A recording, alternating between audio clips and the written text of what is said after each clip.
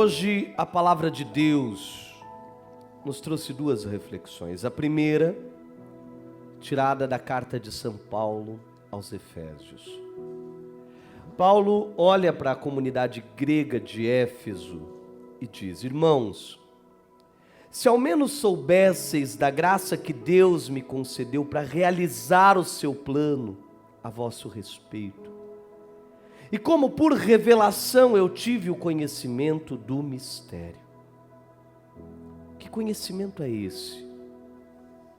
Que revelação é essa? Deus age pelo Espírito Santo.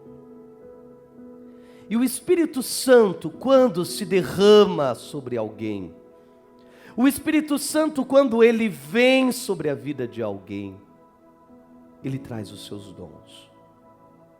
Os dons de profecia, os dons de cura, os dons de libertação, os dons de revelação, os dons de oração em línguas, os dons de ciência, o dom do temor de Deus.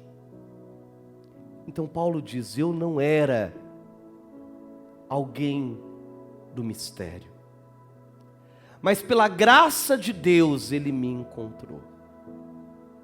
Deus encontrou Paulo, saindo de Jerusalém a caminho de Damasco, onde hoje é a sede do nosso patriarcado. Tem a igreja de São Barnabé, e essa igreja, ela marca justamente o lugar aonde Paulo foi batizado. Naquele caminho ele ficou cego, que para muitos podia ser uma desgraça, né? Mas para ele foi a melhor coisa que aconteceu na vida dele. Às vezes na nossa vida virão coisas até ruins, fases ruins, mas elas são necessárias para quê? Para que a gente se abra ao mistério de Deus. Foi através da cegueira que Deus conseguiu falar com Paulo. Foi através da cegueira que ele abriu os ouvidos para ouvir o que Deus tinha para ele, para a vida dele. E Jesus disse ao coração dele: Paulo, por que você me persegue? Por que você me persegue? E Paulo viu que não fazia sentido. Aquele ódio que ele tinha dos cristãos, daquela comunidade nova que surgia, porque para os judeus não era fácil entender os cristãos, porque dava a impressão que estavam querendo criar uma religião nova, estavam querendo separar as pessoas, dividir as pessoas. Não. O que Jesus estava instituindo era muito mais do que uma religião. Jesus estava instituindo um ministério que se perpetua até os dias de hoje. Era uma revolução espiritual, não era uma revolução financeira, nem econômica, nem social, nem política. Era uma revolução espiritual. Jesus, naqueles anos em que andou, ele mostrou às pessoas que não era normal sofrer, que existia um poder espiritual vindo do alto, do Espírito, que curava as doenças, que expulsava os demônios, e que a presença de Deus estava no meio de nós.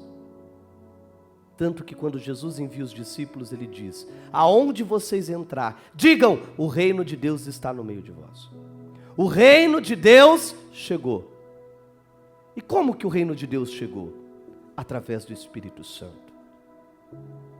Então ele diz aqui: este mistério Deus não o fez conhecer aos homens das gerações passadas, mas acaba de o revelar pelo Espírito aos seus santos apóstolos e aos profetas.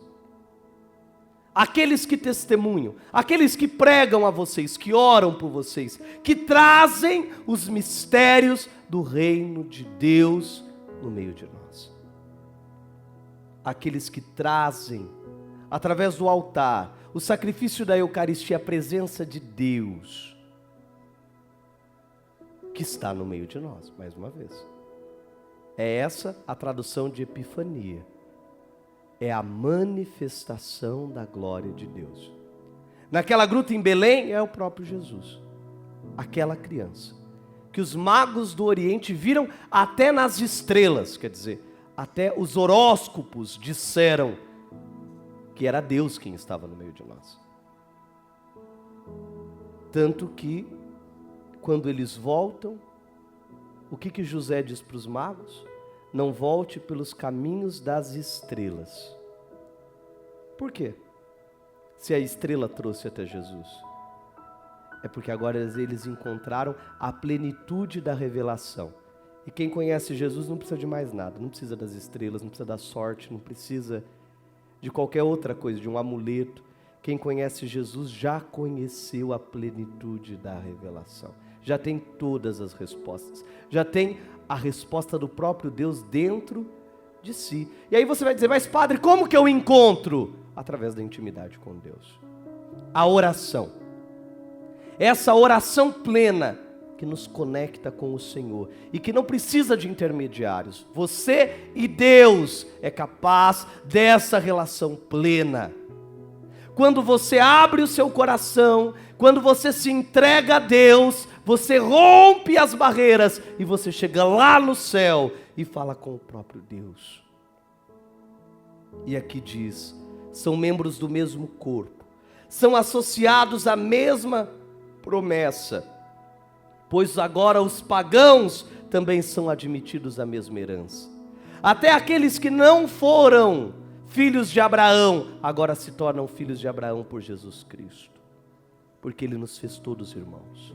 Talvez essa palavra seja a palavra que o mundo precisa ouvir hoje. Nós somos irmãos. Não importa o credo das pessoas, não importa a raça, a cor, não importa nada, todos nós somos irmãos. O outro é teu irmão, o outro é teu irmão. Ah, padre, mas ele não presta. Tá bem, ele não presta, mas é seu irmão. Nós respeitamos e amamos a todos como irmãos. E aqueles que são os nossos inimigos, os nossos adversários, aqueles que nos odeiam, aqueles que querem o mal, a gente ama. Talvez a gente não conversa com eles, mas a gente ama. A gente não deseja o mal para eles, mas a gente não deixa de amar. Tanto que Jesus continua dizendo, ame os seus inimigos, mas não esqueça que Ele é seu inimigo.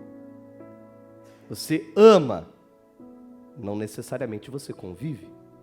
Você respeita, mas não necessariamente você admira. Você ama, mas não necessariamente você faz as coisas erradas que Ele faz. Essa é a diferença. Porque às vezes as pessoas confundem amor e perdão. Às vezes as pessoas chegam aqui e dizem, padre, eu preciso perdoar, mas eu não consigo esquecer. E eu digo, quem disse que é amnésia? Amnésia é doença. Você não vai esquecer. Talvez você vai lembrar até o último dia. E às vezes é até bom que lembre. Para você não fazer esse erro de novo. Para não confiar de novo. Para confiar desconfiando. Mas você perdoa. O que é perdoar? É não ressentir. É não continuar fazendo aquela dor, aquela ferida se abrir de novo. O perdão é como um machucado que cicatrizou. Você olha, você vê a marca, você sabe quando foi a lesão, mas você não sente a dor. Isso é perdão. E amor é respeito. É não desejar o mal. É não desejar o pior. É não querer o pior, é não amaldiçoar, é desejar o bem, ainda que eu não concorde. E nem sempre você tem que concordar com tudo. É mentira, você não tem que concordar com todas as ideias das pessoas. Você pode discordar.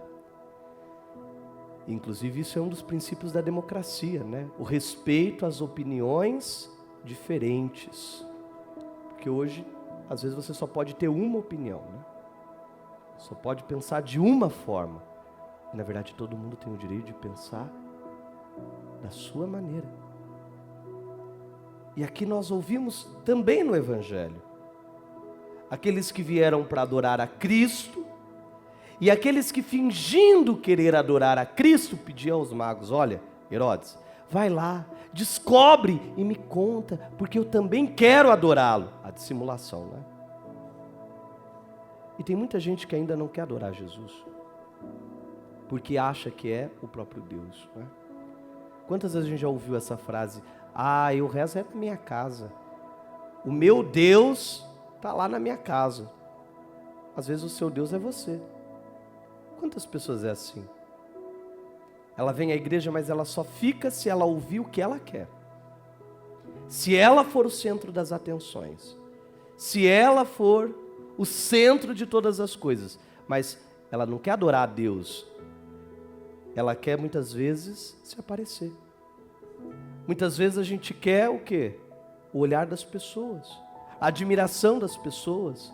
A gente quer o reconhecimento das pessoas. E isso vale para tudo. Para o casamento. Vale para a relação de mãe e filho. Já pensou se a mãe quiser o tempo inteiro ser o centro das atenções? Ela desgraça o casamento de qualquer filho. De qualquer filha. O tempo inteiro todo mundo tem que girar em torno daquela casa, daquela família. Quando a pessoa casa, ela tem a casa dela. A família dela. Você tem que saber que o cordão uma hora tem que cortar. Ah, padre, não gostei dessa palavra. Não, mas é verdade. No casamento, já pensou? Se tudo tiver que girar em torno do marido, ou tudo tiver que girar em torno da esposa, você não pode falar, você não pode dar uma opinião, você não pode dizer, quer dizer, isso não é um casamento. Isso chama narcisismo. É uma doença. A convivência das pessoas, ela tem que ser respeitada na sua individualidade. Então Paulo diz aqui, nós somos irmãos. E nós temos que amar a todos como irmãos. Nós temos que querer o bem de todos como irmãos. E temos que construir no meio de nós a fraternidade. Então hoje eu digo para vocês, o reino de Deus chegou. A presença de Deus chegou. Hoje nós vamos adorar Jesus, sim, como os magos. Jesus está aqui. Ele está no ventre da Virgem Maria, o véu. Daqui a pouco ele vai nascer e nós vamos ver ele em corpo e sangue, alma e divindade no altar. E nós vamos adorá-lo. Nós vamos ter a manifestação da glória dele no meio de nós com o Santíssimo. E os magos disseram isso para Maria: viemos adorá-lo. Viemos contemplá-lo. Hoje estamos aqui não porque nós somos o centro, não porque nós somos o reflexo de todas as coisas. Nós estamos aqui hoje para adorar a Deus. Ele é o centro. Inclusive é por isso que o padre fica aqui de costas, porque naquele momento não é o padre, é Deus, é o próprio Jesus. E todas as atenções, inclusive a minha, todas se voltam para o altar. E é Ele quem olha por nós. É Ele quem nos abençoa. E é pela comunhão dEle que nós alcançamos a salvação. Amém? Coloca a mão no seu peito e diga comigo: Senhor Jesus. Senhor Jesus. Nesta manhã. Na Tua presença. Eu vim adorar. Eu vim contemplar a Tua glória, a Tua bênção, Senhor meu Deus, que a Tua graça, venha resplandecer, venha se derramar sobre a minha vida, sobre a minha casa, sobre a minha família. Amém? Amém. Diga obrigado, Jesus. Obrigado, Jesus. Diga eu creio. Eu creio na Tua graça. Na Tua graça. Na Sua bondade. Na Sua bondade. Amém? Amém. Amém.